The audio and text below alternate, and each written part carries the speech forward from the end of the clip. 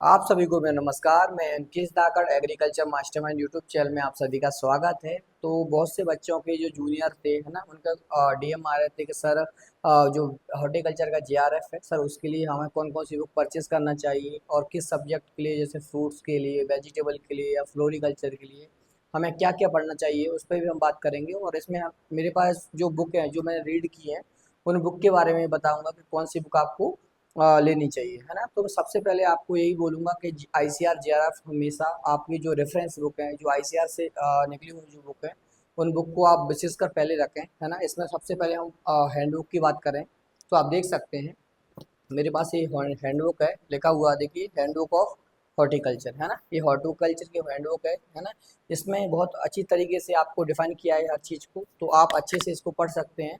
और इसके दो वॉल्यूम आते हैं, वॉल्यूम 1 और वॉल्यूम 2, है ना। इसमें फ्रूट्स और वेजिटेबल है, इसमें आपका प्लांटेशन, स्पाइस और आपका जो पोस्ट हार्वेस्ट टेक्नोलॉजी वाला जो आपका पोर्सन है वो आपका सेकंड वॉल्यूम है। तो आपको जब भी आप परचेस करोगे तो ये दोनों ही वॉल्यूम आपको परचेज करना होंगे, है ना।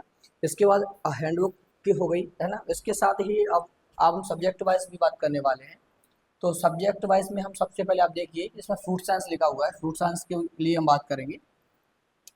तो फ्रूट साइंस के लिए मैंने आपको बताया कि सबसे पहले प्राथमिकता तो आपको किसको रखना ही है, हैंडबुक को तो रखना ही है। इसी के साथ एक आप क्या रख सकते हो, एक कॉम्पिटिटिव बुक रख सकते हो। कॉम्पिटिटिव बुक में जैसे मैंने अभी जो मैंने इसको रीड किया है वो है आपकी रेडी रॉकनर की पोमोलॉजी, है ना। इस बुक में भी आपका कंप्लीटली एक तरीके से कॉम्पिटिटिव दिया हुआ है ना। तो आप दो बुक रख सकते हो, पहला आपका हैंडबुक, उसके बाद सेकंड आपकी कोई भी एक कॉम्पिटिटिव बुक कोई भी ले सकते हो, और भी आती है, लेकिन मैंने जो रीड किया वो आपका रेडी रॉकनर की पोमोलॉजी की जो बुक है ना, विवेक कुमार इनके राइटर हैं, ठीक है। तो ये मैंने फ्रूट साइंस के लिए स्पेशल रखी थी, और ये दो बुक सफिशियंट है ना। उसके बाद हम बात करें वेजिटेबल के लिए, तो वेजिटेबल के लिए थम्बुराज की जो बुक आती है उसको आप रीड कर सकें तो उसको पहले रीड करें, है ना। उसके बाद अगर आप उसको रीड नहीं कर पा रहे हैं तो उसके शॉर्ट में कंपाइल्ड वेजिटेबल, ये वेजिटेबल में बहुत अच्छी बुक है ना। क्यों? क्योंकि ये जो थम्बुराज है आपका, उसका बहुत शॉर्ट वे में इसमें दिया हुआ है, इसलिए ये वेजिटेबल के लिए बहुत बेस्ट बुक रहेगी। और इसमें पूरा आपका सब्जेक्टिव बुक है ना। ये जो मैं बता रहा हूँ सभी सब्जेक्टिव बुक है, और इसमें बहुत अच्छी तरीके से वेजिटेबल दिया है। इससे आपका वेजिटेबल और आपकी हैंडबुक से वेजिटेबल कंप्लीट हो जाएगा, ठीक है। उसके बाद हम बात करें आपके फ्लोरिकल्चर की। फ्लोरिकल्चर में आपकी एक जो बुक आती है, सब्जेक्टिव भी है उसमें कुछ ऑब्जेक्टिव भी दिए हुए हैं, वो है आपकी फ्लोरिकल्चर एट ए ग्लांस। ये देशराज, इनके जो राइटर हैं वो देशराज हैं, है ना। इसमें आपका ऑब्जेक्टिव भी दिए हुए हैं और आपकी सब्जेक्टिव भी दिया हुआ है ना। तो दोनों ही है और अच्छी बुक है। एक इनकी ओनली फॉर ऑब्जेक्टिव के लिए भी आती है, जो इसमें ऑब्जेक्टिव भी है, तो आप ये वाली परचेस कर सकते हैं। इसमें सब्जेक्टिव भी है और ऑब्जेक्टिव भी है, ठीक है।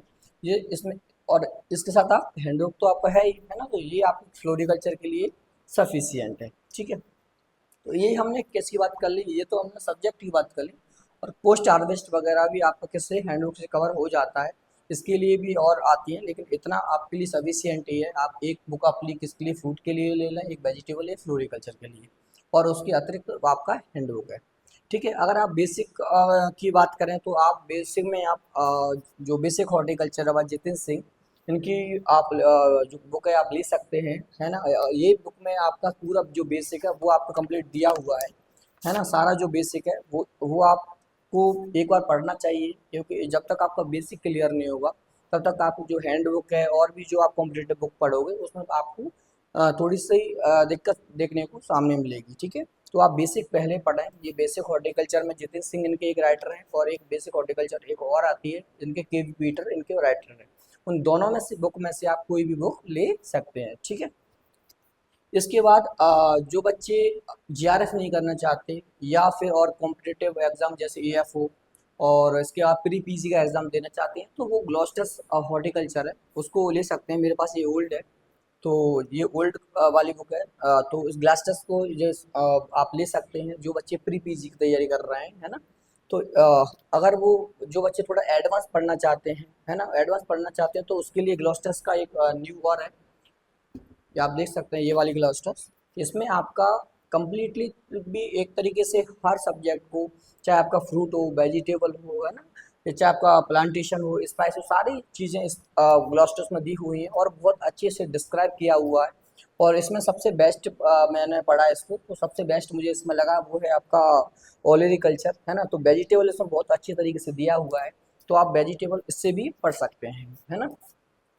उसके बाद अगर जो बच्चे और शॉर्ट में पढ़ना चाहते हैं बहुत मतलब कि पॉइंट वाइज, तो उनके लिए आपकी जो इंस्टेंट हॉर्टिकल्चर बुक होती है, जैसे जिन्होंने जीआरएफ नहीं करना है या फिर प्री पीजी कर रहे हैं, प्री पीजी की तैयारी कर रहे हैं या कोई और एग्जाम की तैयारी कर रहे हैं, तो ये जो इंस्टेंट हॉर्टिकल्चर इनके जो राइटर है वो एस एन गुप्ता हैं, तो ये बुक भी आपके लिए बेस्ट हो सकती है जो बच्चे प्री पीजी या कोई कॉम्पिटिटिव की तैयारी कर रहे हैं, क्योंकि इसमें बहुत फैक्ट वाइज आपके दिए हुए हैं, सारे फैक्ट दिए हुए हैं, है ना। जो भी आपका क्रॉप से रिलेटेड जो फैक्ट हैं वो सभी इस बुक में मिल जाएंगे, ठीक है। अब ये तो सारी मैंने बुक हॉर्टिकल्चर से रिलेटेड आपको बता ही दी है ना। और इसके बाद आप एग्रीकल्चर की बात करें तो एग्रीकल्चर में आपकी एक बुक है वो है नेमरस सुंडा। इसमें आपका जनरल एग्रीकल्चर कंप्लीट कवर हो जाएगा, और इसके साथ ही अरुण कात्यायन के भी वॉल्यूम आते हैं, वॉल्यूम 1 वॉल्यूम 2। तो आप या तो उसे खरीद सकते हैं या फिर सुंडा आपके जनरल एग्रीकल्चर के लिए सफिशियंट है। तो ये बुक मैंने आपको बताई हैं, वो आपके लिए मैं मानता हूँ कि सफिशियंट होंगी। और इसके अतिरिक्त भी ऐसे स्पाइस ऑफ प्लांटेशन और के लिए आप अपना हैंडबुक से कवर कीजिए, मैन आपका जो है वो आप उससे हैंडबुक रखिए, है ना। और इसके अतिरिक्त भी अगर आपको कोई डाउट है तो आप हमें कमेंट सेक्शन में पूछ सकते हो, और आप चाहते हैं कि क्या स्टडीज मतलब कि एक तरह क्या स्टडीज होना चाहिए और क्या स्टडी बनाए हम काय के लिए कि हम जीआरएफ को क्वालिफाई कर सकें, उसके लिए आप वीडियो चाहते हैं तो आप वीडियो में आप कमेंट कर सकते हैं। और इसी के साथ थैंक यू, धन्यवाद।